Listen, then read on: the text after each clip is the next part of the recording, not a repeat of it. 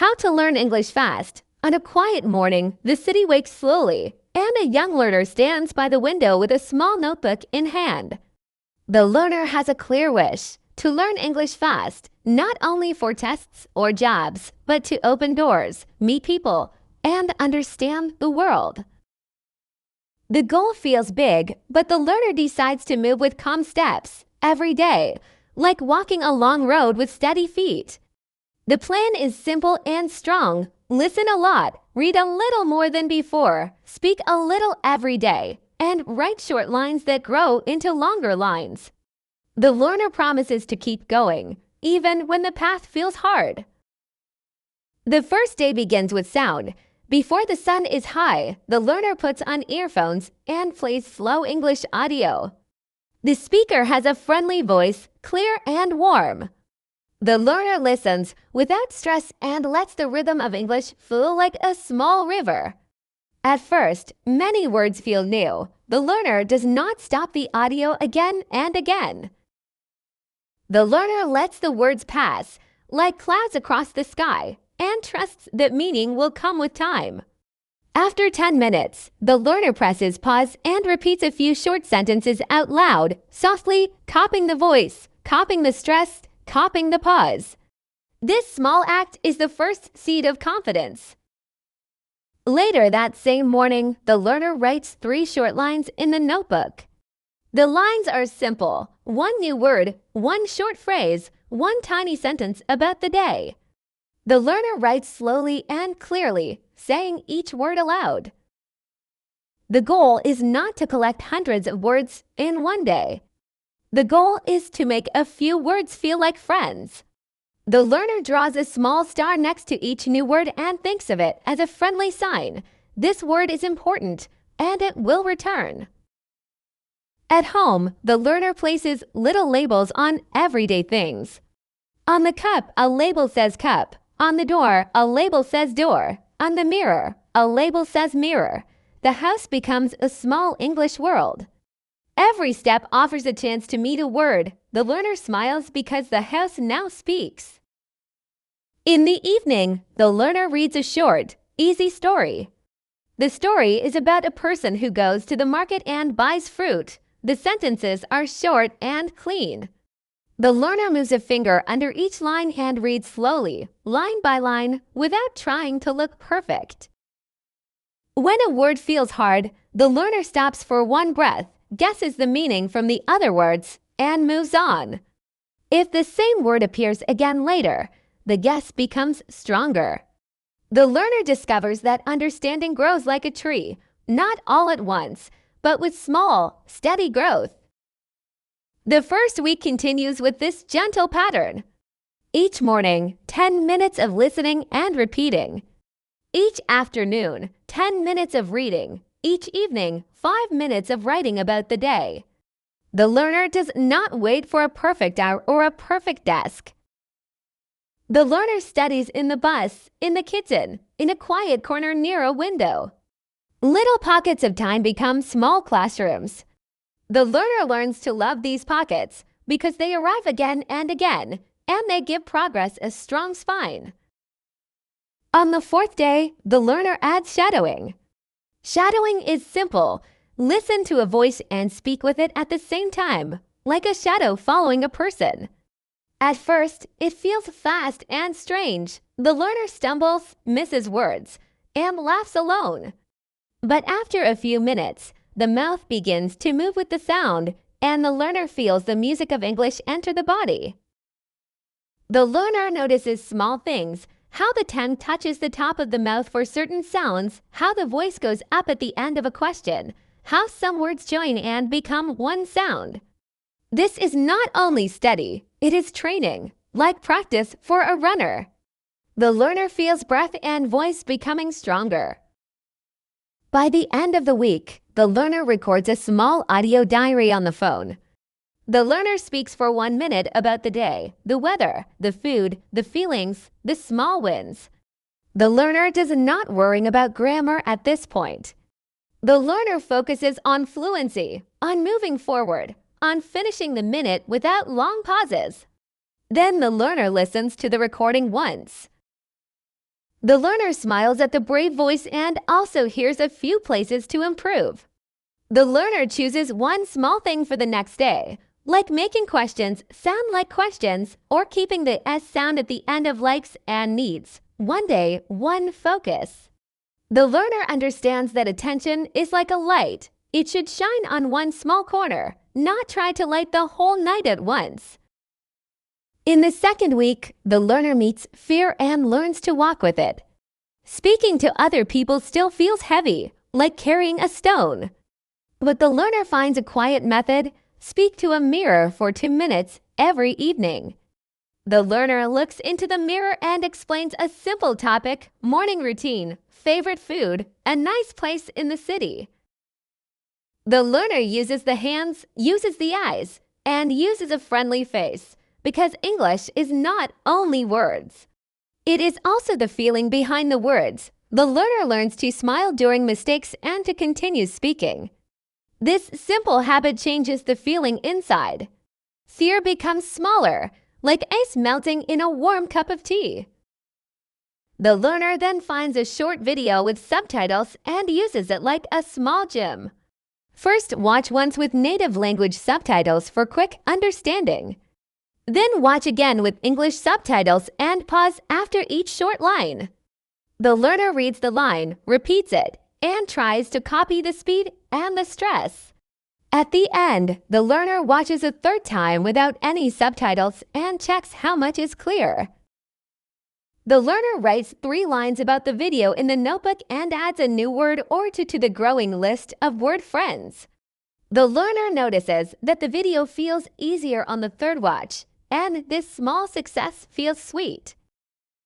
On day 10, the learner creates a personal phrase bank. It is not a list of single words. It is a list of small, useful phrases that appear again and again in everyday English. Phrases like I'm looking for, could you tell me? In my opinion, I usually. One more thing, and it depends. The learner copies them into the notebook and records a small audio of each phrase. On the bus, the learner plays the phrases softly and repeats them. Soon, these phrases begin to jump out during listening practice. The learner hears it depends in a podcast and smiles because it feels like meeting an old friend in a new place. On day 12, something small but important happens. A visitor asks a simple question in English at a shop. The learner answers kindly with short lines using the new phrases. The answer is not perfect, but it is clear, and the visitor understands. The learner walks away with a quiet joy. Communication has happened. The goal of English begins to feel real, like touching a solid wall rather than seeing a picture on a screen. Of course, the road is not always smooth. On day 13, the learner tries to memorize 20 new words at once and feels tired and confused. The words do not stay. That evening, the learner returns to the gentle method. 3 to 5 new words, used in small phrases, repeated in short sentences, spoken aloud, written down, and met again in listening and reading. The learner sees that speed does not come from pushing too hard in one day. It comes from returning every day, like the sun rising. The learner also learns to rest. After a long day, the mind feels heavy and the ears feel full. The learner takes 10 calm minutes to breathe, drink water, and sit quietly. Then the learner reads one easy page and stops. This respect for energy becomes a secret tool. It protects motivation, so the learner can come back the next day with fresh strength. At the end of the second week, the learner decides to build a daily loop. The loop is short and clear. Listen for 10 minutes, read for 10 minutes, speak for 2 minutes, write for 5 lines. If time allows, add shadowing for 2 short paragraphs. The loop fits in 30 to 40 minutes. On busy days, the learner completes a smaller loop. On free days, the learner enjoys a longer loop. This loop becomes a quiet promise that turns into action. The learner learns that promises to the self are like bridges. Once built, they carry you over the river again and again. The learner's phone holds small treasures now. Voice diaries with growing confidence, screenshots of short texts that felt interesting, a list of phrases, and a few photos of labels around the house. The notebook holds more treasures. Short stories about simple days, questions and answers that the learner writes alone, and small reflections about what worked and what needs extra time. These simple records help the learner see progress with honest eyes. When doubt appears, the learner looks back and sees a line of small steps that form a long path. At this point, friends begin to ask for advice. They want to know the magic secret for learning fast. The learner smiles because the secret is not magic. The secret is small and kind. The secret is to make English part of daily life, in the ears, in the eyes, on the tongue, and in the hand. The secret is to speak early, even when it is not perfect, and to keep the heart soft when mistakes come. The secret is to return tomorrow. One evening, the learner hears news about an upcoming opportunity, a short interview in English for a program that starts in 1 month. The learner feels a mix of fear and excitement.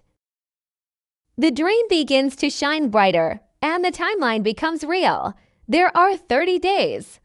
The learner goes to the notebook and writes a new title at the top of a fresh page, 30 Days of Strong Practice. Under the title, the learner draws 4 small boxes labeled listening, reading, speaking, and writing. The learner plans to touch each box each day and to choose 1 box for extra attention. The learner also chooses 1 topic per day: family, work, travel, food, health, plans, problems and solutions, goals and steps, daily news, and small stories. The plan feels light and powerful at the same time. The next morning, the learner tries a new practice: retelling. After listening to a short audio, the learner explains the same story in simple English, using personal words, not the exact words from the audio. This practice shows gaps, and the learner sees where help is needed. Sometimes the learner cannot find the right word. Then the learner uses a simple phrase instead, like the thing we use to, or a place where people go to, and continues. Later, the learner looks up the missing word and adds it to the phrase bank. Retelling turns passive knowledge into active language, and the learner feels the mind build quick paths between thought and speech. A few days later, the learner begins to read slightly harder texts, short articles with clear language. The learner uses a pencil to mark words that repeat and phrases that sound natural. The learner copies 1 beautiful sentence each day and tries to build a new sentence with the same shape but different words. This practice is like building with blocks. Once the shape is strong, many new sentences can stand on that same base. The learner notices how English connects ideas with small words like but, because, although, however, and so. These small words become tools to make thoughts clear. By the end of the 2nd week, a change is visible. The learner's voice is steadier. The learner's ears catch more meaning, even when the audio is a little faster. The learner's hands move easily across the page, writing simple lines that carry real ideas. The learner's eyes do not fear longer paragraphs anymore.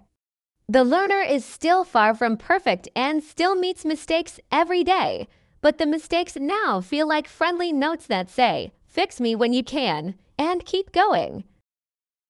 Night falls, and the learner stands again by the window with the small notebook. The city is quieter now. The learner thinks about the month ahead and the interview that waits like a small hill on the road. The learner does not ask for luck. The learner asks for habit, for discipline, for joy in the work. The learner closes the notebook and sets the alarm for an early start. Tomorrow will bring new listening, new reading, new speaking, and new writing. Tomorrow will bring one more step. Forward journey. The days have passed, and the learner has grown stronger. The small habits of listening, reading, speaking, and writing have built a quiet foundation. But now the learner is ready for the next level, to make English not only a subject, but a living part of life. The learner begins with conversation. At first, it is simple, short talks with friends who also learn English. They sit in a cafe and agree to speak only English for 15 minutes. At the start, silence feels heavy, and mistakes fall like small stones. But they laugh, correct each other gently, and continue. The learner discovers that conversation is not about perfect grammar, it is about connection. Each talk gives courage, each mistake teaches a lesson, and each laugh makes English feel like a friend, not a test. The learner then finds online partners. With a simple app, the learner meets people from other countries who want to exchange language. One evening, the learner speaks to a person in another land for 10 minutes. The learner explains daily life, asks questions, and listens carefully. The learner realizes that English is a bridge. It carries to people across oceans and makes them sit together, even if only through a screen. This moment feels magical, and the learner promises to build more bridges each week. Reading also grows deeper. Instead of short texts, the learner tries short books. At first, the pages feel long, but the learner uses a gentle method. Read one page, underline one phrase, and write one sentence about it in the notebook. The learner does not try to understand every single word. Instead, the learner learns to see the meaning of the whole. Slowly, the eyes move faster, and the stories begin to live. The learner meets new worlds through English words, and each world becomes a lesson. Listening becomes more natural too. The learner starts with podcasts, then moves to movies and shows.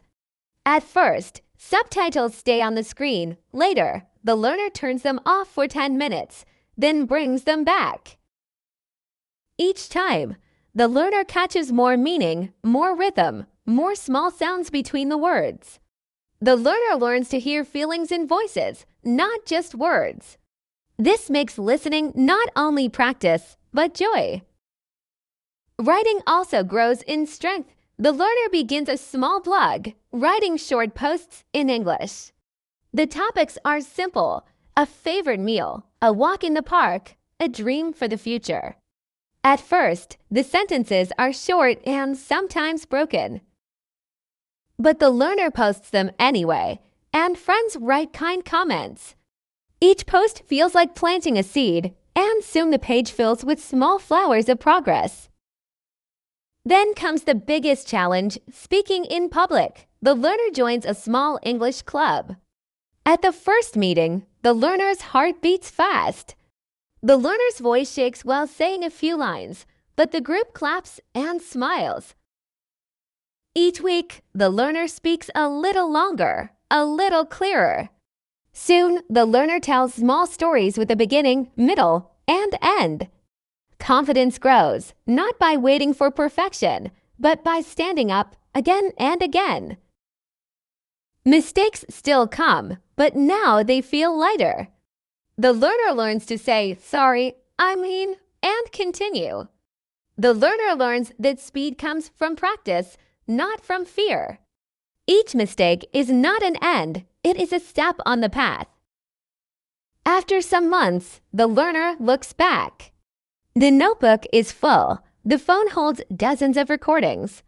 The blog has many posts. The learner has spoken to people from many places, read stories from many writers, and listened to voices from many lands. English is no longer far away. It is here, living inside the learner's daily life. One morning, the learner wakes and realizes something important. English is not learned only in books or classes. It is learned in moments, in a laugh with a friend, in a sentence written at night, in a story read on a bus, in a song sung softly, in a brave answer given to a stranger. These moments are the true classroom. The learner smiles. The dream of learning English fast has become real. Not because of rushing, but because of steady steps, clear habits, and a brave heart. The learner knows the journey will never fully end because English is a river that keeps flowing. But now the learner can swim in it, move with it, and enjoy its depth.